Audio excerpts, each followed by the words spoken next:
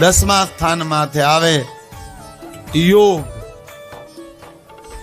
યોગના કોઈ ઈષ્ટદેવ હોય, યોગના કોઈ મહાદેવ હોય તો ભગવાન શંકર છે. ભોગી અને યોગી બેનો સમન્વય સંસારમાં પૂર્ણ. વામ અંગત સોહત સબી ન્યારી. જ્યારે સંસારમાં હોય ત્યારે પાર્વતીને ગોઠણ ઉપર બેસાડે. એના ગોઠણમાં તે ગણપતિ બેઠા હોય, આ બાજુ કાર્તિક બેઠા હોય. આની જેવા સંસારી કોઈ નથી. સંસારમાં પરફેક્ટ કોઈ હોય ને તો મહાદેવ છે. અને હું તો એમ જ કહું કે શિવ પાર્વતીનો આશીર્વાદ જ અપાય. શું કામ?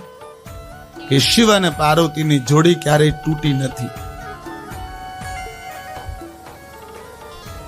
વિષ્ણુ લક્ષ્મીનો આશીર્વાદ આપજો, વાંધો નથી, પણ વિષ્ણુની કુખે, લક્ષ્મીની કુખે કોઈ સંતાન નથી. લક્ષ્મીના કોઈ દીકરા નથી. મહાદેવ તો પૂજાય, એના દીકરાએ પૂજાય ને, એના દીકરાએ પૂજાય ને, આખું ખાનદાન પૂજાય.